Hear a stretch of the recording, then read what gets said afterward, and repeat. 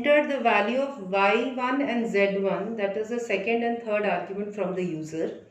And in the call statement, I have written here check 21. So the first value I have already given, and second and third the user is entering. So this is one more way of using this arguments. I'll run this and show you. So it is asking for the second argument. Suppose I enter 10. Third argument, suppose I enter 78. First already is there in the function call statement. It was 21. So out of 21, 10 and 78, which is the greatest? 78 is the greatest. Okay children, this is the second way in which you see of the three values in the arguments, one is a literal and the other two are the variables. Now,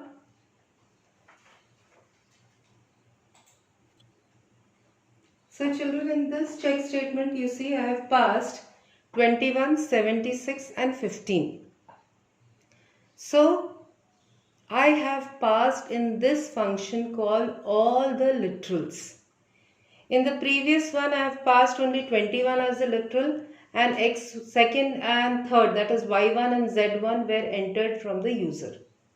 Previous to that I had written one check call in which x1, y1 and z1, everything were the arguments which were variables.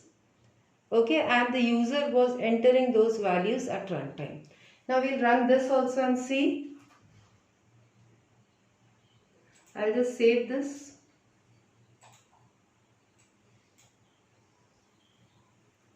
So the second argument 76 is the greatest.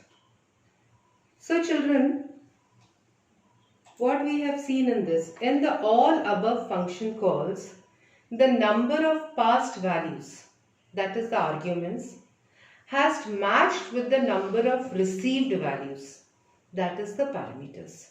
So everywhere, if here I have the parameters as 3, in the argument call also, in the function call also, the number of arguments were always 3. So it should be matching. All the values are given or matched position wise or order wise. That is, the first parameter receives the value of the first argument. The second parameter receives the value of the second argument. The third parameter receives the value of the third argument, and so on. So if we see in this, the value 21, that is the first argument value, is copied to x. 76, the second argument value is copied to y. 15, the third argument value is copied to z, which is the parameter. Thus, through such function calls, the arguments must be provided for all the required parameters. The values of the arguments are matched with the parameter position, that is order wise.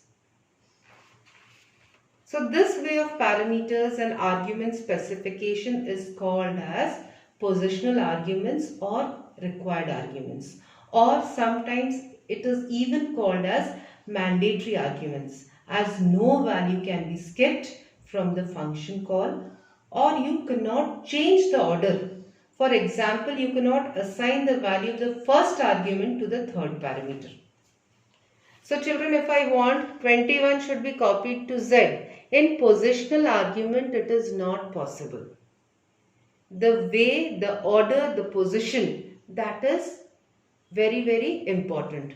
The way I am writing the arguments, in the same way it will be copied to the parameters. So children, this was about positional arguments. If you have any queries, you can write in the comment section. So in my next video, I will be talking about default arguments. So children, I hope you have understood the concept. Thank you very much. Take care. Stay at home. Stay safe.